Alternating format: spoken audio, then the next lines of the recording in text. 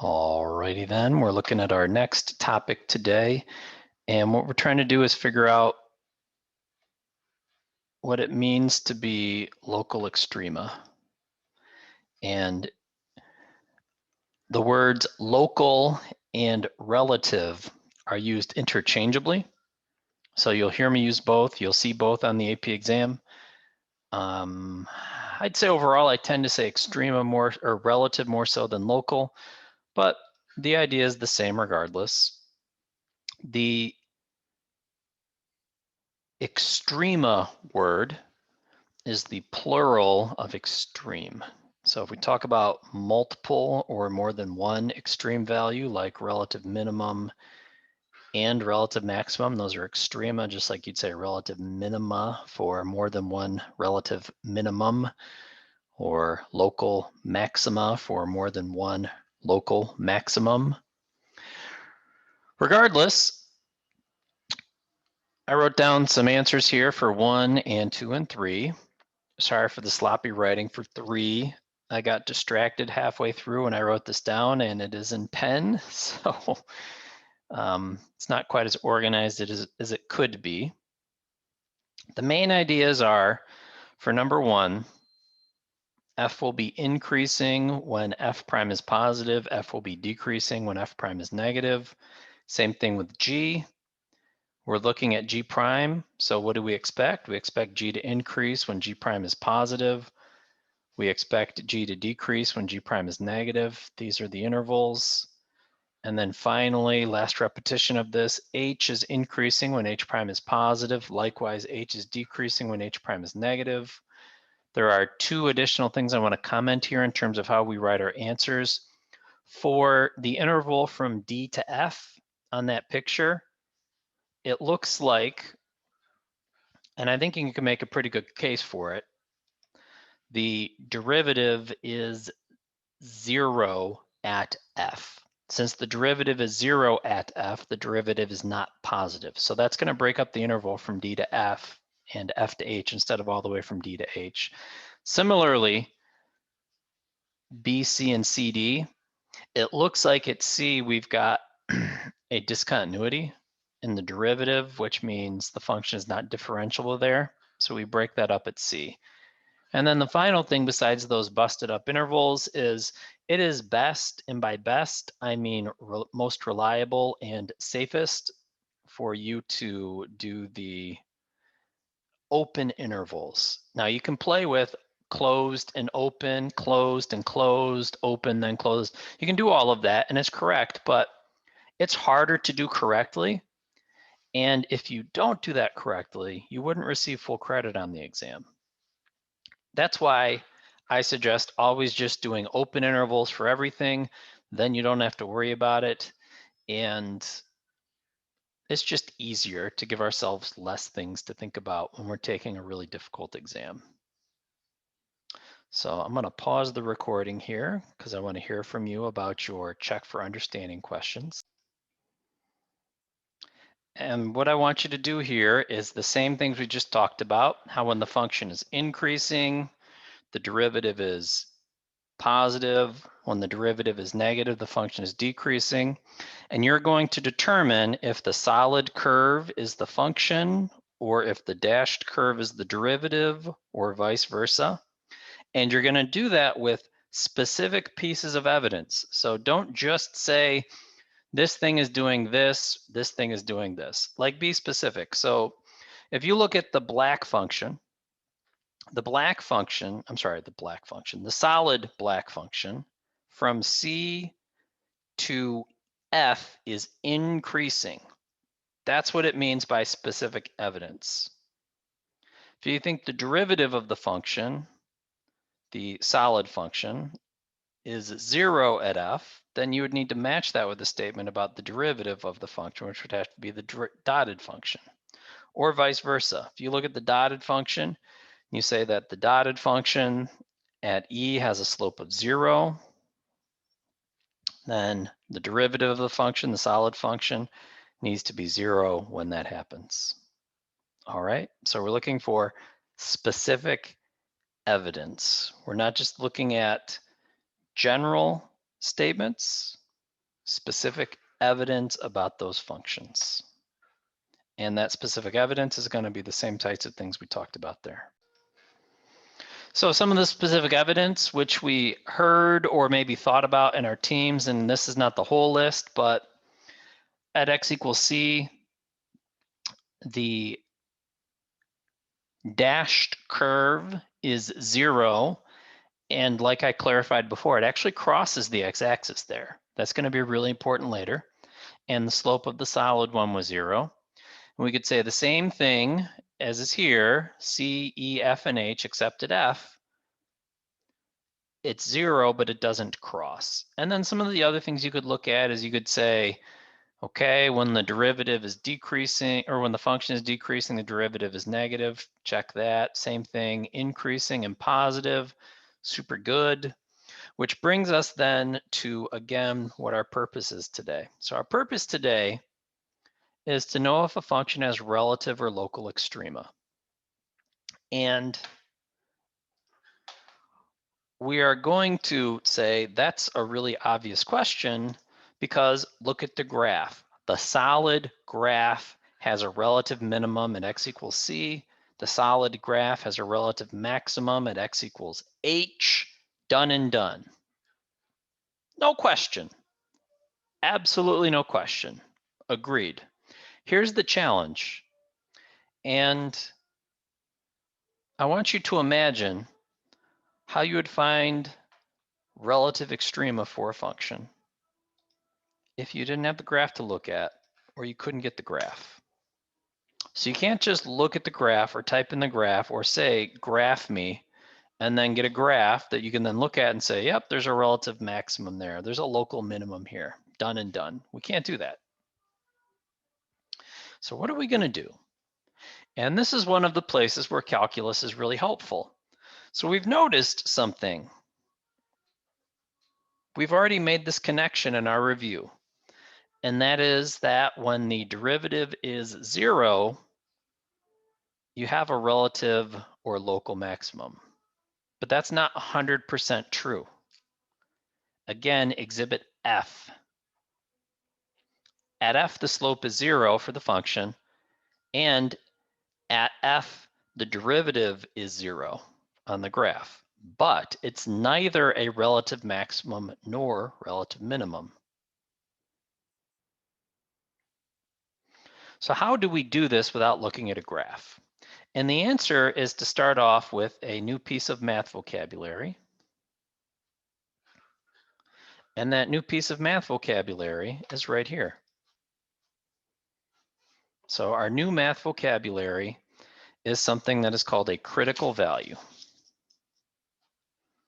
And critical values are when the derivative of a function does not exist or when the derivative of a function is 0. And the reason why I say the derivative of a function is for the same reason Eric did. We're not just talking about f prime and g prime and h prime. We're talking about whatever function we're looking at, that function's derivative. So if we are looking at the function g prime, the critical values of g prime are done by looking at the derivative of g prime, g double prime. And we do that when the derivative does not exist and the derivative is 0. Now this first one is the one that gets forgotten about most often. And the reason why, I think, is because the algebraic method for doing critical point or critical values is you take the derivative, you set the derivative equal to 0. So that's the association that gets made. But by setting the derivative equal to 0, we're actually doing both.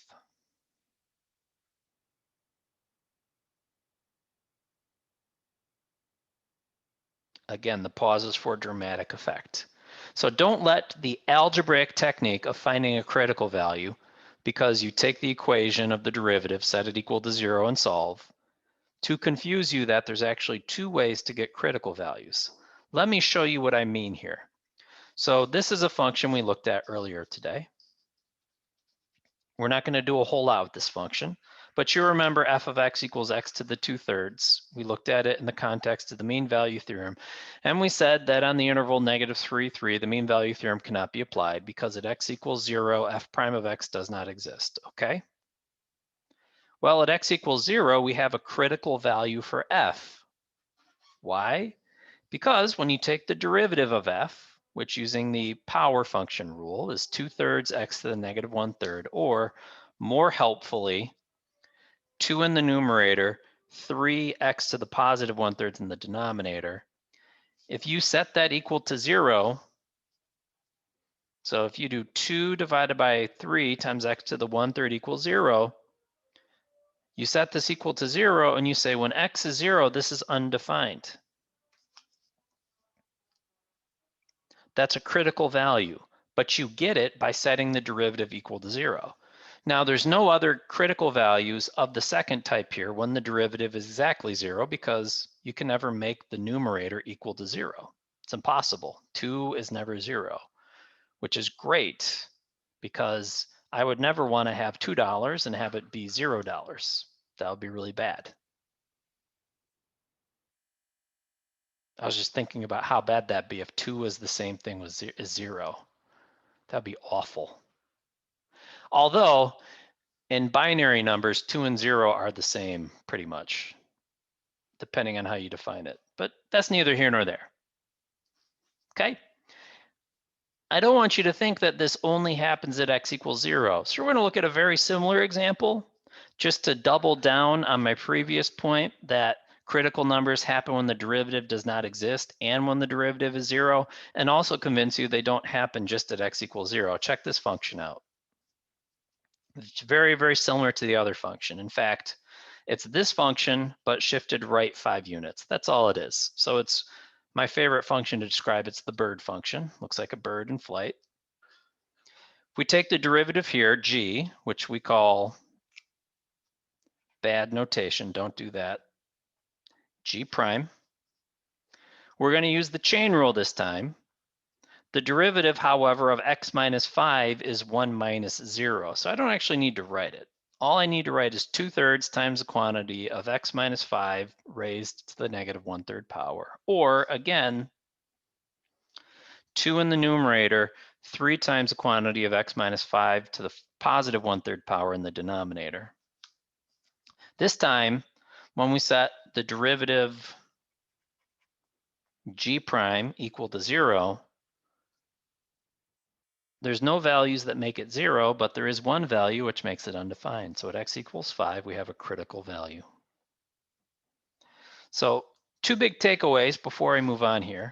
And those big takeaways are, when we're talking about critical values, the definition is not just the derivative x values when the derivative is 0. It's both x values when the derivative does not exist and is 0. And don't let the algebraic method confuse you into thinking that it's always equal to 0 and or the x value is always 0. Okay. So we're going to draw our attention back to the graph to try to relate 2 really important ideas together.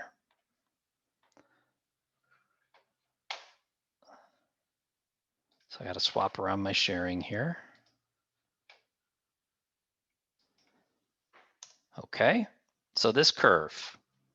We've said that the solid black function, that's the function.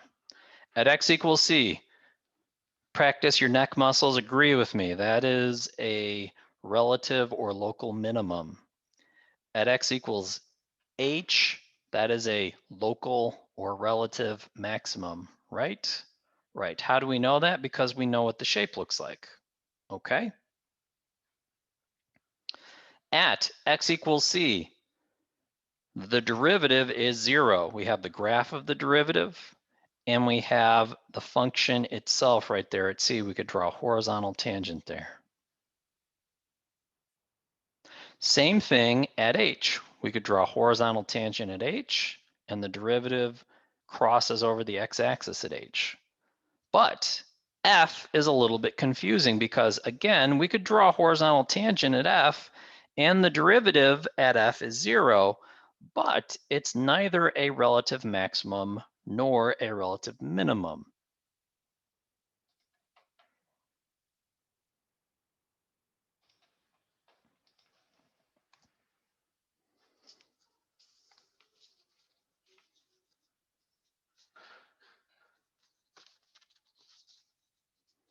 So this graph is really good because it reinforces our knowledge from looking at the graph what a local minimum and local maximum is in both respects. Now this graph is not so good because it doesn't feature any critical values where x causes the function's derivative to not exist. So that part's not so good. And again, the reason why we're making this more complicated than maybe you think it needs to be is because you're thinking about using the graph all of the time. And using the graph isn't possible all of the time. Sometimes it's a function that we just don't have a graph of. Other times we don't have access to a calculator. Other times it's hard looking at the graph to figure out exactly what's going on with the function. Sometimes looks are deceiving looking at a graph. You may remember this, you may not, but a long time ago we looked at differentiability, and sometimes we weren't able to determine differentiability unless we zoomed way in. That's why we had these algebraic means, because representing something graphically to just say, oh, relative minimum, relative maximum, doesn't work by inspection. So we want to have more precise means, and that's what the calculus allows us to do. So the calculus that we're talking about is something that is called the first derivative test. And you have to know it by name because it is used by name. Also, I just think it's helpful to know the names of things because, quite frankly, it's easier to stay organized. So the first derivative test starts off with that new piece of vocabulary we learned about, which is critical values. So when you're doing the first derivative test, what you're doing is you're taking a function and you're evaluating the function. That's not the word I want. You're looking at the function and considering whether or not the function might have the characteristics of relative or local extrema. That's what the first derivative test does for us. And it starts off by looking at when the derivative or the function has critical values. That is, when the derivative does not exist or is zero. And then what we do is we have these two considerations. We have a local maximum if and only if the first derivative changes sign from positive to negative. So while you're writing that down, what I want you picturing is the graph we were studying, the solid black part of the curve where there's a relative maximum at H, I think it was H, yeah. And if you look at the graph of the derivative, the dashed curve, the dashed curve is zero and changes sign from positive above the x-axis to negative below the x-axis. So that's a local maximum. How about a local minimum? Well, that was the other one at like B or something. C, I think it was C. So if we think about C, we've definitely got a relative minimum, a local minimum on the solid curve, and the dashed curve is definitely zero, but the dashed curve does something else. It doesn't change from positive to negative, it does the reverse. It changes from negative to positive. So this is what the first derivative test tells us. It tells us if I've got critical values where the first derivative of whatever function I'm looking at is zero or does not exist, I know that I have a relative or local maximum when the sign of the first derivative of the function I'm looking at changes sign from positive to negative, and a local or relative minimum when the first derivative changes sign from negative to positive. That's the first derivative test. That allows us to work with functions that we don't even have graphs of. which is very powerful because we don't always have access to graphs for functions. Now, historically speaking, this was of vital importance because the technology didn't exist. It just plain didn't exist. That is an invention in my lifetime. And not even when I was born, when I was a few years old. So this is only something that's been around for about 50 years that people could just say, oh, put it on a calculator. It'll calculate everything and draw it for me. That's brand new. That is one of the most recent changes in math. So part of it is tradition, yes, but the most important part is the power of this. Graphs can be misleading. The algebra done correctly is much more precise. This last item is not part of the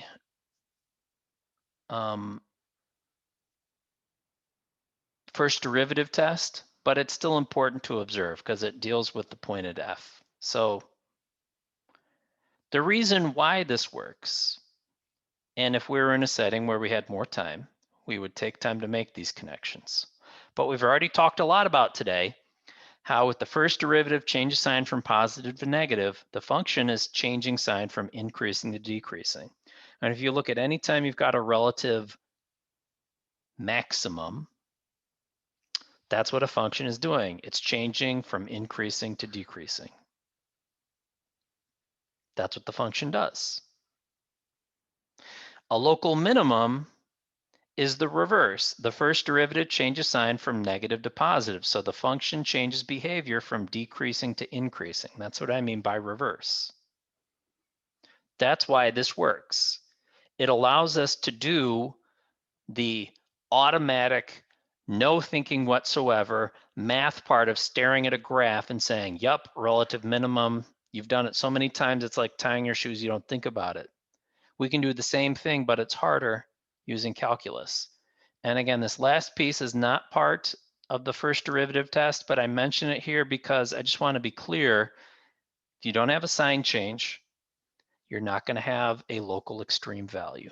You won't have a relative minimum or relative maximum. That would be at x equals f on the function we were just studying. So the first derivative test is what we're going to be using, one of two tests that we use to determine whether a function has relative extrema or local extrema, or if a function does not have relative extrema or local extrema. So here's what we're going to do. We're going to put our practice or our theory into a little bit of practice here. Swapping over my sharing. So on the next page from the graph, there's a part 2. And what I'm going to have you do is lay the groundwork so then we can come in and finish this. So here we've got a new function, f of x. We have a formula this time. The question is, where is f of x increasing and where is f of x decreasing? Explain your answer. And then what I'll do is sweep in and talk about how local extrema fit in. And then we'll have some practice time where you can ask me questions, hopefully. So you looked at part 2, which means we're going to need the derivative of the function. So the function is f, the derivative is f prime. We get x squared minus x minus 2. Why did we do that? Because the first thing we remembered is that when a function's derivative is positive, the function itself is increasing. Likewise, when the function's derivative is negative, the function is decreasing. So we know we want the derivative of the function. Now, I'm going to deviate a little bit from what you're doing so I can try to model for you what you want to do if you're employing the first derivative test. So it's not really what part 2 is asking for, but it is what I'd like to go over. So everybody should have a little bit of something to write. First thing I want you to make sure you have down is this statement about how f prime is good to go. What I mean by that is f prime of x is not going to have any values where f prime of x does not exist because f is a polynomial, so we know f is differentiable. So when I set the derivative of f equal to 0, I know I'm only going to get values when the derivative is 0, specifically at -1 and 2. Now here's something that I think is a really good idea for organizing your thinking. It's not work, it's not reasoning, it's not evidence, it's just helpful for making sense of things. I'm a big fan of making a number line. So my number line on here is for f prime. I know f prime goes from -infinity to +infinity in this case because we're not on a specific interval. And then the zeros of f prime, -1 and 2, the critical values allow me to break up the entire domain from -infinity to +infinity into 3 pieces. The first piece is from -infinity to -1, the second piece from -1 to 2, the last piece from 2 up to infinity. Now to determine the sign of f prime on these 3 chunks, you have 2 options. You could use the graph to do that, or you could use intermediate values. What I mean by that for intermediate values is you're doing the same thing you would for the graph, but you're substituting the value in. So you'd take -2, you'd substitute it into f prime, and you'd say, do I get a positive number or a negative number? We don't care what the number is, we just care about the sign of the number. And then I choose a value between -1 and 2, like 0, and I do the same consideration, and then a number that's between 2 and infinity, like 4, and the same consideration. And then I noticed that I got a positive number, a negative number, and a positive number. So those intervals, f prime is positive and negative and positive. This is the evidence, justification, and support part that you want to make sure you have. F prime is negative on this interval, f is decreasing. F prime is positive on these 2 intervals, that means f is increasing. If you wrote nothing but that from now until the end of time for a question asking you about when a function is increasing or decreasing, you would get full points every single time. Quick note before I move on to finishing up the first derivative test. I used open intervals. So, hopefully you've had things to write down. Let's do the first derivative test here, even though it wasn't required. At x equals -1 and x equals 2, I want you to fill in those blanks on your own while I read. I will give you time at the end to copy this down because I know you love having everything written down, which is a great thing about you. So I'm just asking you to fill in these blanks when I read. So don't do it the first time, just hear it and think about it. So for this function f, at -1, f has a local, you're going to fill in the blank, because the sign of f prime changes from blank to blank. This time fill in the blank while I read. At x equals -1, f of x has a local because the sign of f prime changes from 2. So see if you can remember those. Let's talk about x equals 2. At x equals 2, f of x has a local blank because the sign of f prime of x changes from blank to blank. This time when I read through, I want you to fill in the silence I provide by saying the correct word that goes in there in the privateness of your own home or wherever it is you happen to be. Again, you are the captain of your own ship to the line. I cannot make you do this. I can just encourage you to do the things that I think will help you. So fill in the blank, say them out loud when I get to them. At x equals 2, f of x has a local because the sign of f prime changes from 2. Thanks for participating. Quick check. Let's hear it one more time. At x equals -1, f of x has a local.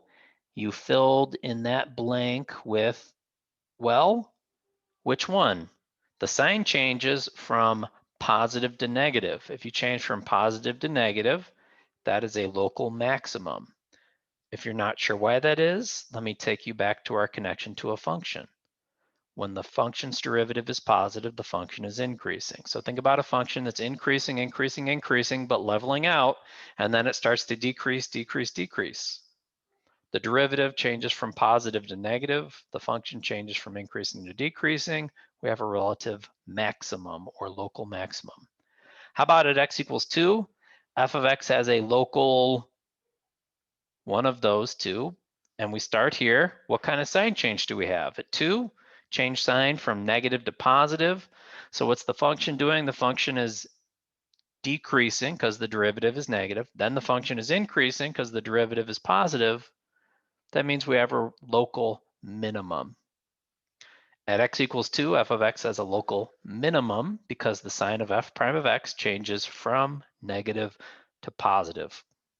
That's how you do the first derivative test. If you wrote nothing but this from now until the end of time, your justifications will be perfect and always receive full credit. And quite frankly, it's just really good math.